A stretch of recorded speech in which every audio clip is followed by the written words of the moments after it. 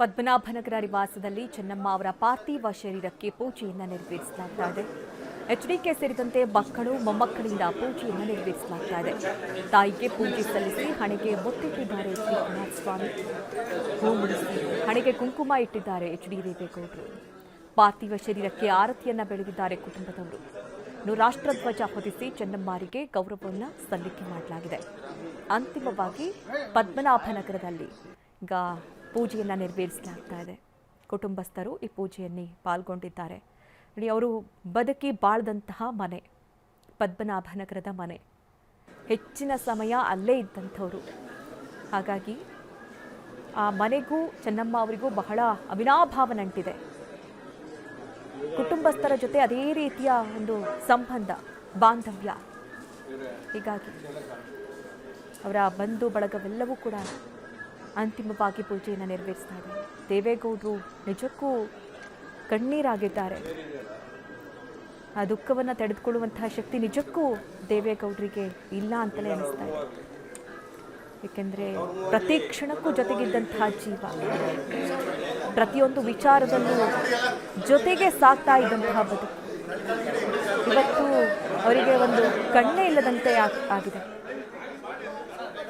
ಯಾವಾಗಲೂ ಜೊತೆಗಿದ್ದು ಜೀವಕ್ಕೆ ಜೀವವಾಗಿದ್ದಂತಹ ಪತ್ನಿ ಇವತ್ತಿಲ್ಲ ಅನ್ನೋದನ್ನ ಅರಗಿಸಿಕೊಳ್ಳೋದಕ್ಕೆ ದೇವೇಗೌಡರಿಗೆ ಸಾಧ್ಯವಾಗ್ತದೆ.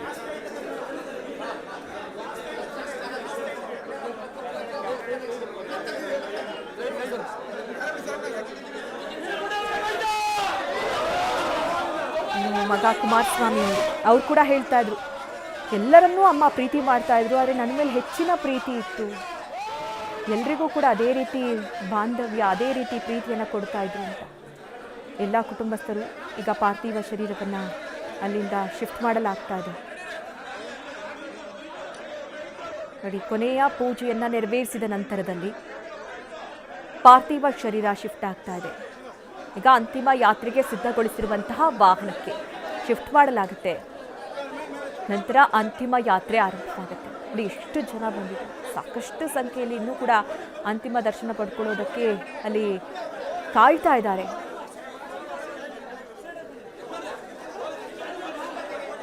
ಕೊನೆಯದಾಗಿ ರಾಷ್ಟ್ರಧ್ವಜವನ್ನು ಹೊದಿಸಿ ಒಂದು ಗೌರವವನ್ನು ಸಮರ್ಪಿಸಿ ಪೂಜೆಯನ್ನು ನೆರವೇರಿಸಿ, ಅದರಲ್ಲೂ ದೇವೇಗೌಡರು ಹೂ ಮುಡಿಸಿ ಹಣೆ ಕುಂಕುಮ ಇಟ್ಟು ಪೂಜೆಯನ್ನು ನೆರವೇರಿಸಿದ್ರೆ, ಕುಟುಂಬಸ್ಥರೆಲ್ಲರೂ ಕೂಡ ಆರತಿಯನ್ನು ಬೆಳಗಿ ಪೂಜೆಯನ್ನು ನೆರವೇರಿಸಿದ್ದಾರೆ. ಇನ್ನು ಪೂಜೆಯನ್ನು ನೆರವೇರಿಸಿ ಕುಮಾರಸ್ವಾಮಿ ಅವರು ಕೂಡ ತಾಯಿಗೆ ಕೊನೆಯದಾಗಿ ಹಣೆಗೆ ಮುತ್ತಿಟ್ಟಿದ್ದಾರೆ. ಇಂಥ ಭಾವುಕ ಕ್ಷಣ ನಿಜಕ್ಕೂ.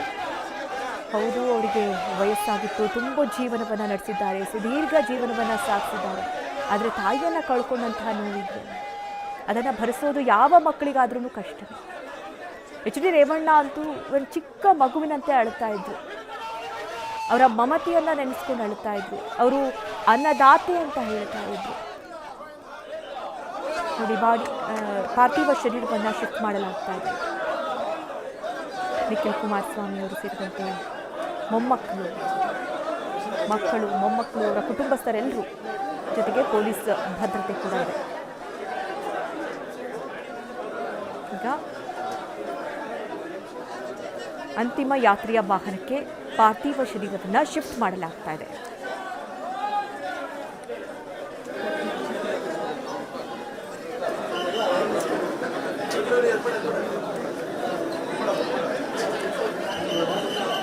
ಪ್ರಹ್ಲಾದ್ ಜೋಶಿ ಅವರು ಒಂದು ಮಾತನ್ನು ಹೇಳ್ತಾ ಇದ್ರು, ಅವರು ದೈವಾಧೀನರಾದ್ರು ಅಂತ. ಅವರಿಗೆ ಅದು ಮಾತು ತುಂಬ ಸೂಟ್ ಆಗುತ್ತೆ ಅನ್ನುವಂಥ ಮಾತನ್ನು ಕೂಡ ಹೇಳ್ತಾ ಇದ್ರು. ಯಾಕೆಂದರೆ ಅಷ್ಟು ದೈವಭಕ್ತಿ ಅವ್ರಿಗೆ, ಅಷ್ಟು ದೈವಭಕ್ತೆ, ಶಿವಭಕ್ತೆ. ಇಷ್ಟು ವಯಸ್ಸಿನಲ್ಲೂ ಕೂಡ, ಇಳಿ ವಯಸ್ಸಿನಲ್ಲೂ ಅವರು ದೇವರ ಮುಂದೆ ಪೂಜೆ ಮಾಡ್ತಾ ಇದ್ದಂಥದ್ದು, ರಥ ಮಾಡ್ತಾ ಇದ್ದಂಥದ್ದು, ಉಪವಾಸ ಇದ್ದು ಅವರು ದೇವರಿಗೆ ನಮಸ್ಕರಿಸ್ತಾ ಇದ್ದಂಥದ್ದು ಈಗಲೂ ಕೂಡ ಸಾಕಷ್ಟು ಜನ ನೆನಪಿಸ್ಕೊಳ್ತಾರೆ.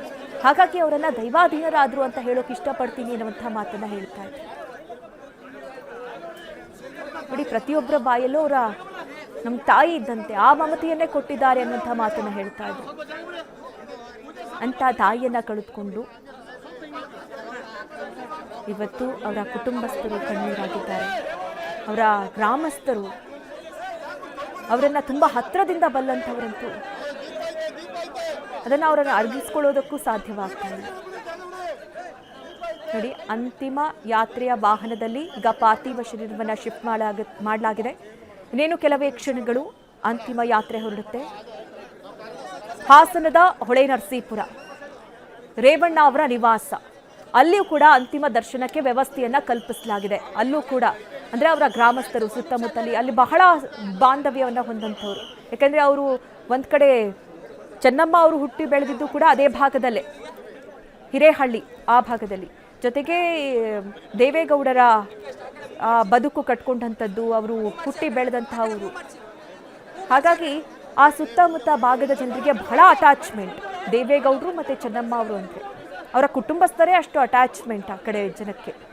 ಹಾಗಾಗಿ ಅಲ್ಲಿಯೂ ಕೂಡ ಅಂತಿಮ ದರ್ಶನಕ್ಕೆ ವ್ಯವಸ್ಥೆಯನ್ನು ಮಾಡಿಕೊಡಲಾಗುತ್ತೆ. ಅದರಲ್ಲೂ ರೇವಣ್ಣ ಅವರ ನಿವಾಸ ಏನಿದೆ ಹೊಳೆ ನರಸೀಪುರದಲ್ಲಿ, ಅಲ್ಲಿ ಈಗ ಡೈರೆಕ್ಟ್ ಆಗಿ ಅಂತಿಮ ಯಾತ್ರೆ ಹೊಳೆ ನರಸೀಪುರಕ್ಕೆ ಸಾಗುತ್ತೆ. ಅಲ್ಲಿ ಅಂತಿಮ ದರ್ಶನದ ವ್ಯವಸ್ಥೆ ಇದೆ. ಅಲ್ಲಿನ ಸುತ್ತಮುತ್ತಲ ಜನ ಅವರ ಚಿಕ್ಕ ವಯಸ್ಸಿಂದ ನೋಡ್ಕೊಂಡು ಬಂದಂಥವ್ರು, ಅವರ ಜೊತೆ ಒಳ್ಳೆ ಒಡನಾಟ ಹೊಂದಂಥವ್ರು, ಅವರಿಂದ ಎಷ್ಟೋ ಸಹಾಯವನ್ನು ಪಡ್ಕೊಂಡು ಬದುಕನ್ನು ಕಟ್ಕೊಂಡಂಥವ್ರು,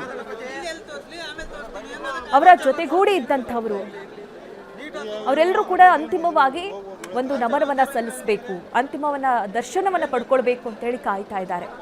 ಹೀಗಾಗಿ ಅಲ್ಲಿ ಅಂತಿಮ ದರ್ಶನ ನೆರವೇರುತ್ತೆ. ಮತ್ತೆ ರಾತ್ರಿ ರೇವಣ್ಣ ಅವರ ನಿವಾಸದಲ್ಲೇ ಪಾರ್ಥಿವ ಶರೀರವನ್ನು ಇರಿಸಲಾಗುತ್ತೆ.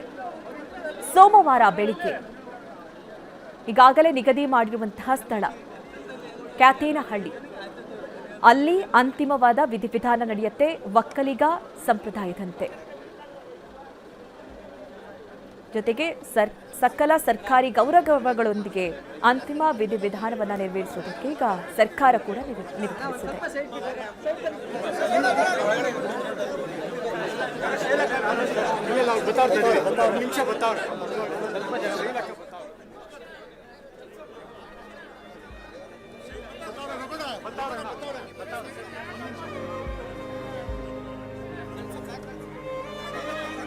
ನೋಡಿ, ಅವರಿಗೆ ಬಾಲ್ಯ ವಿವಾಹ, ಚೆನ್ನಮ್ಮ ಅವರಿಗೆ ದೇವೇಗೌಡರ ಜೊತೆಯಲ್ಲಿ 17 ವರ್ಷ ವಯಸ್ಸಿದ್ದಾಗ ಅವರು ದೇವೇಗೌಡರ ಕೈ ಹಿಡಿತಾರೆ.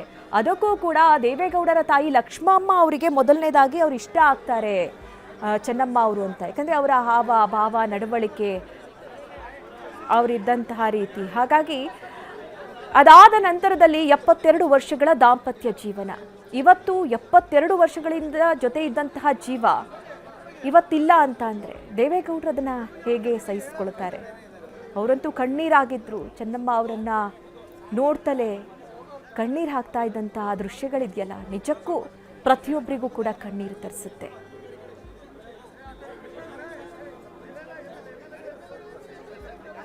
ಈಗ ದೇವೇಗೌಡರನ್ನ ಸಮಾಧಾನ ಮಾಡೋದಿದೆಯಲ್ಲ, ಅದು ದೊಡ್ಡ ಜವಾಬ್ದಾರಿ ಅವರ ಕುಟುಂಬಸ್ಥರಿಗೆ. ಅವರನ್ನು ಸಮಾಧಾನ ಮಾಡೋದು ಬಹಳ ಕಷ್ಟ ಇದೆ. ಕೊನೆ ಪೂಜೆ ಮಾಡುವಂತಹ ಸಂದರ್ಭದಲ್ಲೂ ಕೂಡ ಅವರಿಗೆ ಅರಿಶಿನ ಕುಂಕುಮ ಹೂ ಮುಡಿಸುವಂತಹ ಸಂದರ್ಭ ಕೂಡ ಕಣ್ಣೀರಾದರು ದೇವೇಗೌಡರು.